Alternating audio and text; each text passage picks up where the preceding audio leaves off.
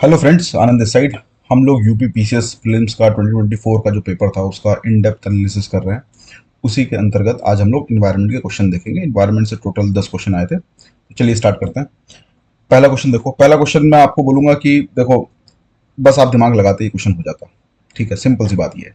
फिर भी मैं आपको एक बार बताता हूँ पहले, इकोलॉजिकल निच वगैरह होता क्या है ये सब। ठीक है।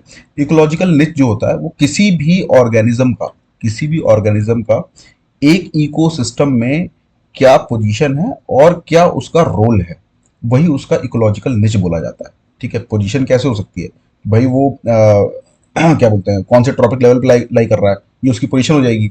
ठीक है। और उसका रोल क्या हो सकता है, वो हर्बीवोर है, ठीक है, वो कार्निवोर है। ठीक, ये उसका रोल हो गया उसमें। ठीक, तो किसी भी ऑर्गेनिज्म का किसी भी इकोसिस्टम में क्या पोजीशन और रोल है, वो उसका इकोलॉजिकल निच कहलाता है। अच्छा, ये सिर्फ और सिर्फ ऑर्गेनिज्म का नहीं होता, कई बार क्या होता है, ग्रुप ऑफ ऑर्गेनिज्म या फिर कम्युनिटी का एज अ होल भी इकोलॉजिकल निच होता है। ठीक है, सेम वही बात होगी, बस ग्रुप ऑफ कम्युनिटी के बेसिस पे हम लोग देखेंगे। ठीक, तो ये बात होगी इकोलॉजिकल निच। अब मैं आपको यहाँ पे इस क्वेश्चन में एक चीज ही बताना चाह रहा हूँ। आपको कुछ ये सब नहीं पता होता ना, ये सब क्या होता है इकोलॉजिकल निच वगैरह, कुछ भी नहीं पता था तो भी आप बस ये थोड़ा ढंग से अगर पढ़ते तो आप खुद देखो यहाँ क्या लिखा है, number of species becomes small. इसको हटा भी दो। Number of species becomes small if resources are sufficient, मतलब ये कैसा तर्क हो गया। खुद आप सोचो कि अगर रिसोर्सेज कहीं पे भी अगर रिसोर्सेज ज्यादा होंगे तो वहां पे क्या नंबर ऑफ स्पीसीज कम होती चली जाएंगी या कम होंगी वहां पे? ये पॉसिबल ही नहीं है ना। तो आपको मैं कह रहा हूँ, कुछ भी नहीं पता होता तो भी आप ये आंसर कर ले जाते हैं। ठीक है, यही होता है इसका आंसर, नॉट ट्रू पूछा था। फिर भी मैं आपको ये बोलूंगा, देखो इस टाइप के क्वेश्चन यूपीपीसीएस पूछ रहा है और ये सब चीजें आप पीवाईक्यू, ठीक है, यहाँ सिंपल बन गया, लेकिन मैं आपको कह रहा हूँ फिर भी इस टाइप के क्वेश्चन पूछ रहा है। जैसे आपको याद होगा अभी कुछ टाइम पहले 2021 या 20 में शायद सीरी पे क्वेश्चन पूछा था। ठीक है, इकोलॉजिकल निच पूछ लिया इस बार। ठीक, ऐसे आप देखोगे ये इकोलॉजिकल सक्सेशन क्या होता है उस पर क्वेश्चन आ रहे हैं। ठीक, और इकोटोन क्या होता है, ऑलिगोट्रॉपिक, मिजोट्रॉपिक, ये सब क्या होते हैं, तो ये सब करने के लिए आप थोड़ा शंकर आइए इसको रिफर करना। ठीक है, ये सब आपको वहां से मिलेंगे, क्योंकि सिर्फ और सिर्फ पीवाईक्यू करने से बात नहीं बनेगी। कुछ क्वेश्चन ऐसे हैं जो शंकर आइए से हो सकते हैं। पूरी पूरी शंकर आइए पढ़ने को मैं नहीं कह रहा हूँ, उसमें जो कॉन्सेप्चुअल चीजें ऐसी है ना, जैसे अब ये चीज मेंशन है, तो आप ये वाला चैप्टर जहाँ पे मेंशन हो वहां पे जाके और भी कॉन्सेप्चुअल चीजें जो है, खासकर इकोसिस्टम, बायोडाइवर्सिटी, सब जो चैप्टर है उसमें कई सारे कॉन्सेप्ट इन्वॉल्व है, वो सब आप ढंग से आके पढ़ लो वहाँ पे। ठीक है। ओके, नेक्स्ट क्वेश्चन देखते हैं। देखो नेक्स्ट क्वेश्चन जो है, मैच करना है आपको बायोस्फीयर रिजर्व और स्टेट है। एक मिनट, थोड़ा ऊपर चला गया, हाँ।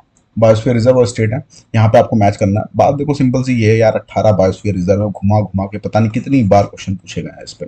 ठीक, तो आपको ये तो पता होना ही चाहिए था। बहुत ही सिंपल कैटेगरी में इस क्वेश्चन को रखूंगा, क्योंकि 18 बायोस्फीयर रिजर्व है, अगर आप ये भी नहीं याद कर रहे हो तो फिर गलत कर रहे हो अपने साथ। ठीक, 18 बायोस्फीयर रिजर्व किस स्टेट में लाई करते हैं, और अगर उनमें कुछ एक आध में कुछ पर्टिकुलर फीचर है तो उनको भी आप देख सकते हो। ठीक है, तो यहाँ पे मैच करते ये वाला आंसर इसका निकल के आता। बहुत ही सिंपल भी थे, ऐसे भी नहीं थे बहुत टफ दिए हुए थे यहाँ पे। ठीक है, सिमलीपल हो गया, उड़ीसा में है। मानस हो गया, असम में है।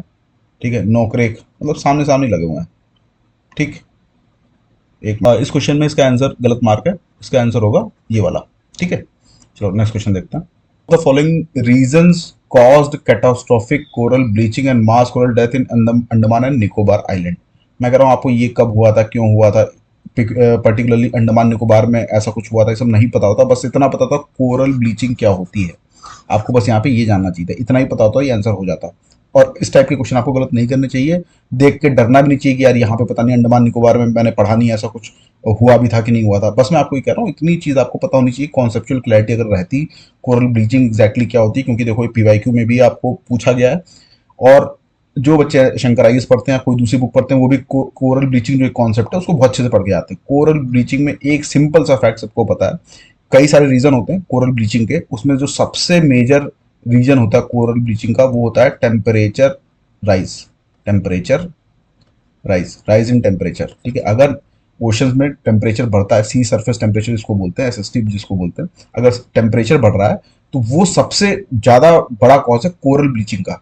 ठीक है, कोरल ब्लीचिंग का मतलब एक तरीके से कोरल जो है वो अब मरना स्टार्ट हो जाएंगे। ठीक है, क्योंकि वो जूस एंथलाई को एक्सपेल कर रहा है। इतनी बात अगर आपको पता होती कि ये सबसे इंपॉर्टेंट कॉज है, अब यहाँ पे आपको बस आंसर हो जाना चाहिए था। आपको ये डेटा, ये जो फैक्ट है ना, 2 डिग्री सेल्सियस का इंक्रीज, ये सब जानने की जरूरत ही नहीं थी। क्योंकि देखो इन, अगर ये आपको नहीं पता रहता, इसको एक बार हटा दो। Increase of temperature in the Indian ocean, increase of temperature बस इसी ऑप्शन में, और किसी ऑप्शन में है ही नहीं। ठीक है, देखो मरीन पोल्यूशन से भी होता है, लेकिन मेजर कॉज तो ये है ना, इंक्रीज इंडस्ट्रियल एक्टिविटीज कॉस्ट, बिल्कुल इससे भी होता है, लेकिन मेजर कॉस्ट तो ये है।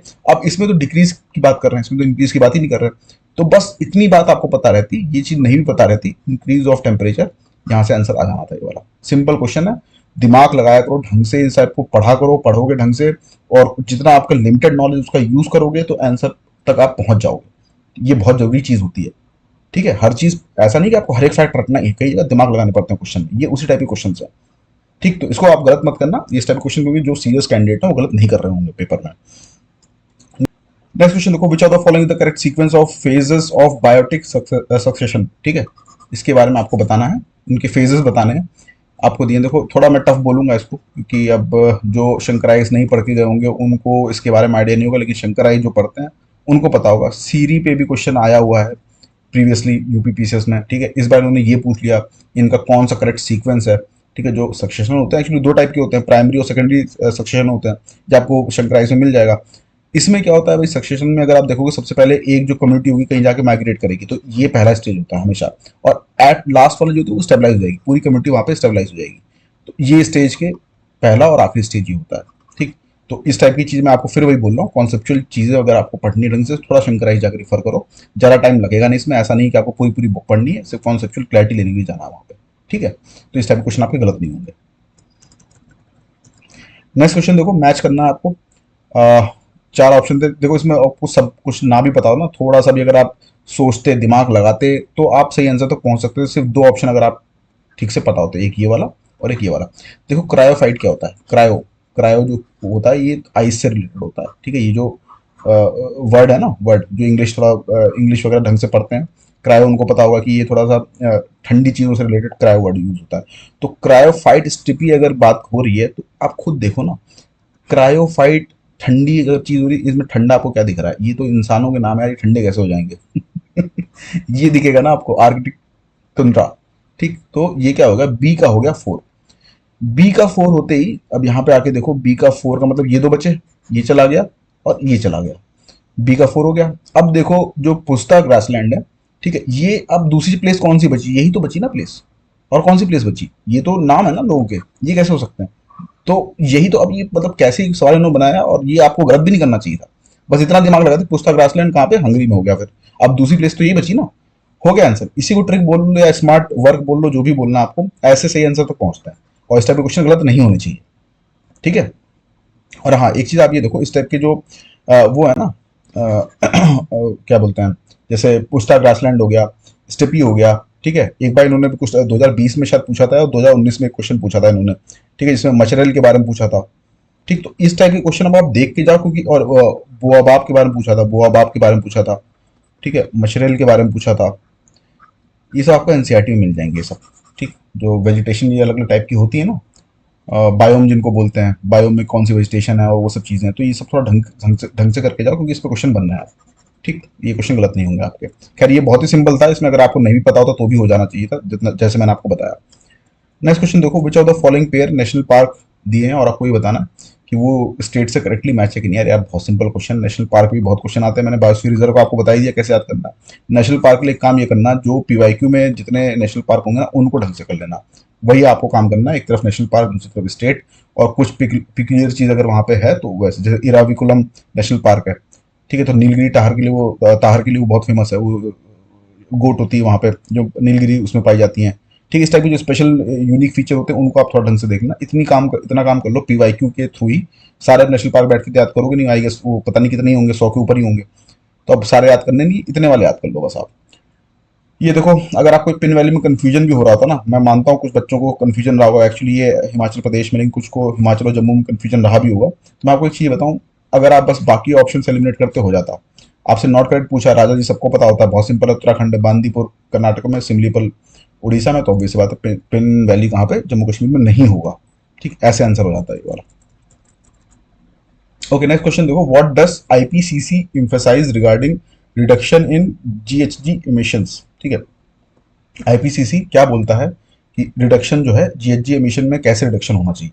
अब ये देखो फिर से भैया कॉन्सेप्चुअल को सवाल है, थोड़ा दिमाग लगाना था, लेकिन सिंपल सवाल था ये, क्योंकि ये दोनों स्टेटमेंट एक दूसरे कॉन्ट्राडिक्टरी हैं। देखो पहला क्या बोल रहा है, पहले दूसरा स्टेटमेंट देखो, deep rapid and sustained reduction are essential, ठीक है। ये बात एकदम सही ना कि भाई आपको बहुत ज्यादा करना होगा, रैपिडली जल्दी करना पड़ेगा, और सस्टेन सतत आपको रिडक्शन इन जीएचजी करना पड़ेगा, तब जाके हम लोग जो ये क्लाइमेट चेंज जो हो रहा है, ठीक है, जो ग्लोबल वार्मिंग हो रही है, उससे हम लोग निजात पा सकेंगे। तो ये बात तो एकदम सही, इसमें तो किसी को कोई दिक्कत होती नहीं। अब दूसरी बात ये देखो, gradual and limited reductions are enough. यार ये बात तो इस बात को कॉन्ट्रडिक्ट कर रहा है ना।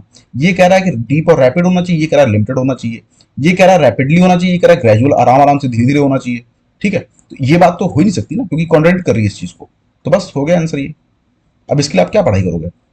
ठीक है, बस आपको थोड़ा दिमाग लगाओगे ना, अगर जीएचजी के बारे में पता है कि आईपीसीसी की एम्फेसिस क्या है, जीएचजी के बारे में क्या बोला है, कैसे हमको उसको कम करना है, बस उतनी चीज से आंसर हो जाना चाहिए था। ठीक है, नेक्स्ट क्वेश्चन देखो। दो असर्शन रीजन पे क्वेश्चन है। असर्शन आपको बोला concept of sustainable development was popularised by Brundtland report. The Brundtland report is also known as limits to growth. ये क्वेश्चन को मैं टफ बोलूंगा, क्योंकि यार देखो, अब ये पहला तो चलो ठीक है, थोड़ा बहुत आपने पढ़ा होगा पीवाईक्यू में, आपको शायद याद भी हो, फ्रंटलैंड पे एक दो क्वेश्चन वहाँ पे दिखे होंगे। लेकिन अब ये दूसरा तो यार, अब मुझे नहीं लगता किसी को पता होगा। ठीक, कि ये गलत है, ये चीज़ गलत है, ये नहीं पता होगी, तो मैं इसको टफ कैटेगरी में रखता हूँ कि आपको ठीक है, अगर आपको नहीं पता तो आप उसको स्किप कर सकते थे। बात लेकिन ये है कि आगे के पेपर के लिए, ठीक है, अगर इस टाइप का क्वेश्चन ये लोग पूछ रहे हैं, तो आगे के पेपर के लिए जो रियो समिट हुई थी ना, रियो समिट हो गई 1992 वाली, वो तो सबसे ज़्यादा इंपॉर्टेंट है, 1992 वाली। ठीक, वो आप ढंग से करके जाओ, उसमें क्या क्या मेजर मेजर आउटकम्स आए थे। ठीक है, जैसे उसमें क्या क्या हुआ था, एक कि सस्टेनेबल डेवलपमेंट को लेकर एजेंडा 21 वो आया था। ठीक, फिर यूएनएफ ट्रिपल सी की बात, यूएनएफ ट्रिपल सी ने ये क्लाइमेट चेंज पे लेके वो कुछ किया था। तो ये सब बातें आप ढंग से देख के जाना रियो समिट के बारे में, और भी चीज़ें इसमें हुई थी।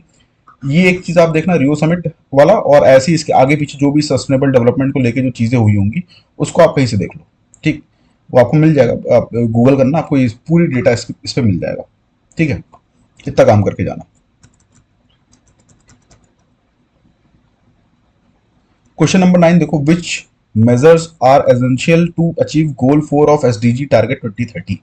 ठीक है, एसडीजी पे हर साल क्वेश्चन आते हैं। 17 एसडीजी आपको रट्टा मार के जाना चाहिए, 17 के 17, क्योंकि हर बार एक या दो सवाल आता ही आता है। यहाँ पे गोल 4 की बात हो रही थी। गोल 4 एक्चुअली बात करता है quality education for all, education की बात करता है एक्चुअली गोल 4। अब बस इतनी बात अगर आपको पता होती, आप ये सब सही आंसर तक पहुंच सकते थे। देखो, पहली चीज जो है वो किसकी बात कर रही है? Education free and compulsory. ठीक है, एजुकेशन की बात ये कर रही है। दूसरी चीज किसकी बात कर रही है? इंप्रूविंग बेसिक स्कूल इंफ्रास्ट्रक्चर, ये भी एजुकेशन की बात कर रही है। ठीक है, अब वो भले ही उसको थोड़ा मॉडिफाई करके अच्छे तरीके से लिखा हुआ, लेकिन अब बात तो एजुकेशन की हो रही है ना, कि अगर एजुकेशन को फ्री और कंपलसरी करोगे तो ही तो एजुकेशन फॉर ऑल होगा ना। अगर बेसिक इंफ्रास्ट्रक्चर ठीक करोगे तो ही तो क्वालिटी एजुकेशन होगी ना। तो बस वही बात हो गई, ये दोनों एकदम सही है। तीसरी, ये तो एग्रीकल्चर की बात कर रहा है, ये हो गया गलत। इंक्रीजिंग इन्वेस्टमेंट इन टेक्नोलॉजी, अब ये टेक्नोलॉजी की बात कर रहा है, यहाँ पे एजुकेशन अगर लिखा होता तो चीज बदल जाती, लेकिन यहाँ पे इंक्रीजिंग इन्वेस्टमेंट इन टेक्नोलॉजी, ओवरऑल टेक्नोलॉजी की बात कर रहा है, तो ये भी नहीं होगा। आंसर हो गया आपका 1 एंड 2। ठीक है, ऐसे हो जाता है आंसर। इजी क्वेश्चन था, लेकिन ये देखो थोड़ा सा आपको दिमाग लगाना था। जो एजुकेशन सिर्फ डायरेक्टली गोल 4 गोल 3 गोल 2 याद करके जाते हैं, उनके लिए थोड़ा टफ था, लेकिन मैं आपको बोलूँगा थोड़ा दिमाग लगाते आप सही आंसर तक पहुंच सकते थे। इस टाइप के क्वेश्चन आपको एज देते हैं पेपर में, क्योंकि कुछ बच्चे मुझे पता है इसमें गलत करके आए होंगे आने के बावजूद। 17 एसडीजी गोल्ड, भाई किसने तो कुछ ऐसे होंगे याद ही नहीं किया होगा, लेकिन कुछ लोग जिन्होंने याद भी किया होगा उसके बाद भी थोड़ा कंफ्यूज हो गए होंगे इसमें, खास करके इस वाले में। लेकिन ये गलत है, क्योंकि सिर्फ टेक्नोलॉजी की बात कर रहे हैं। ओके, आगे के पेपर में एसडीजी गोल्ड 17 बस उनको याद करके जाओ, थोड़ा सा दिमाग लगाने की कोशिश करो पेपर में। जितना आपको आता है उससे सही आंसर तक पहुंचने की कोशिश करो, हर चीज रट्टा नहीं मारी जाती। ठीक, क्योंकि वैसे ही इसमें आप पीसेस में इतने रट्टा मारने को चीजें हैं, तो अब इसीलिए मैं वो बोलूंगा जितनी कम चीजें कर सको उतना करो, क्योंकि कम चीजें करने के बाद ही बहुत चीजें रहेंगी रट्टा मारने के लिए आपके पास।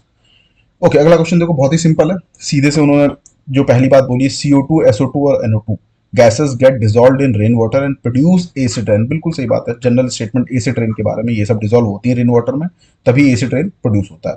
अब अगली बात उसी को एक तरीके से एग्जाम्पलीफाई कर दे रहा है या फिर सब्सटेंशिएट कर दे रहा है। Atmospheric air is polluted due to high concentration of gases like CO2, वही है CO2, सल्फर डाइऑक्साइड SO2, और ये ऑक्साइड्स ऑफ नाइट्रोजन, है ना। बस ये बात इसको एक तरीके से सब्सटेंशिएट कर रहा है। ठीक है, हो गया आंसर ये। एसिड रेन वगैरह अक्सर GHG गैसेस क्या होती हैं? ठीक है, एसिड रेन।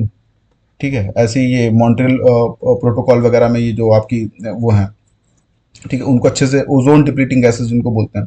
ठीक है, ओजोन डिप्लीटिंग गैसेस जो हैं, ओजोन वाली, एसिड रेन, ये सब थोड़ा ढंग से करके जाओ, इन सब पे क्वेश्चन हर बार आते हैं।